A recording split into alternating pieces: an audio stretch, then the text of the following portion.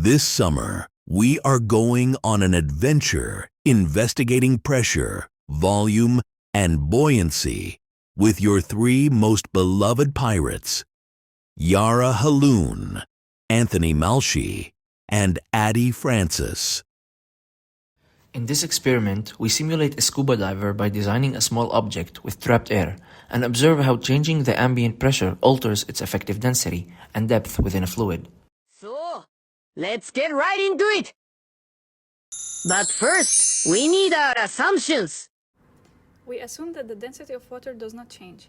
The air behaves as an ideal gas, with the process occurring isothermally.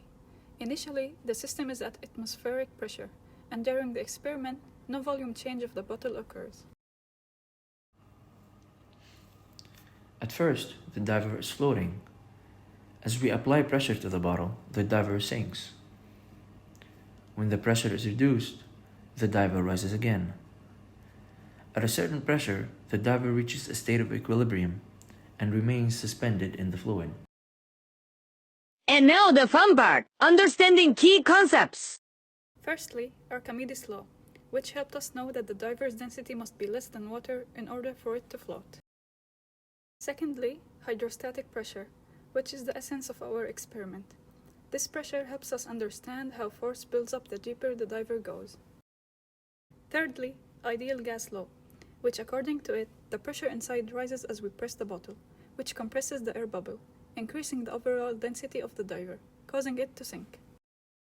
And lastly, the concept of neutral buoyancy, which we saw apply as we applied a specific pressure, making the diver at equilibrium. As for the water inside the vessel, we observed that the water's temperature does in fact influence the experiment's outcome. As the water's temperature increases, it heats up the air inside the vessel, and according to the ideal gas law, it reduces the air's density, which means more pressure is needed to overcome the buoyancy force. If we had used seawater, which is denser than the tap water that we used, the higher density would result in a stronger Archimedes force being applied on the diver, thus requiring us to increase the pressure more to overcome the force for the diver to sink. You know what they say. The higher the density, the bigger the pressure.